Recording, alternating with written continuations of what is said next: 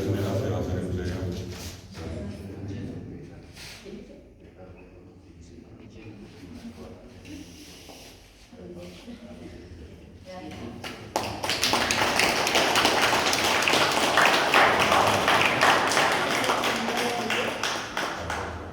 Y queremos pedir una palabra con respecto a cómo le fue el curso, qué tal estuvo acá.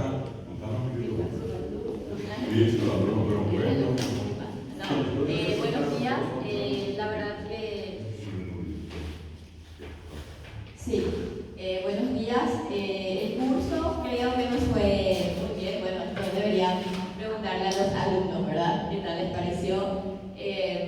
Hicimos prácticamente 10 días de clase en los que ya aprendimos a hablar un poquito y aprender lo básico, porque es lo fundamental en el caso de que alguien viaje, ¿verdad?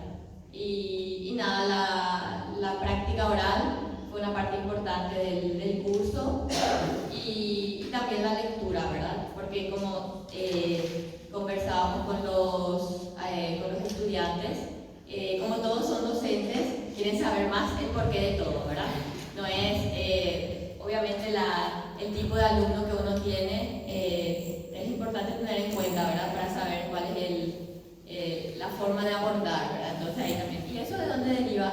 Porque en español es así, ya sabes, entonces hay más preguntas, ¿verdad? Que con un alumno promedio, digamos, porque son altamente instruidos, entonces las preguntas de los alumnos eran diferentes y más aún porque son del ámbito de la lingüística, ¿verdad? De alguna u otra manera.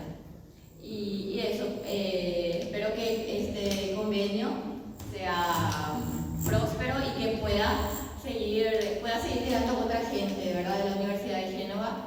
Yo fui la primera, pero espero que puedan ir también en un futuro algunos docentes de aquí, allá, o que vaya ampliándose el campo, ¿no? No que no sea solo pasantes, sino profesores mismos o alumnos que quieran hacer otro tipo de prácticas, no solamente la enseñanza, ¿verdad?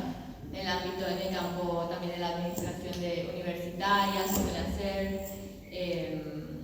Entonces, nada, que esto sea un buen inicio y de buenas relaciones con la Universidad de Génova, también después por ahí, ¿por qué no?, con otras universidades italianas, ¿verdad? Y esto es todo. Bueno, gracias. Gracias.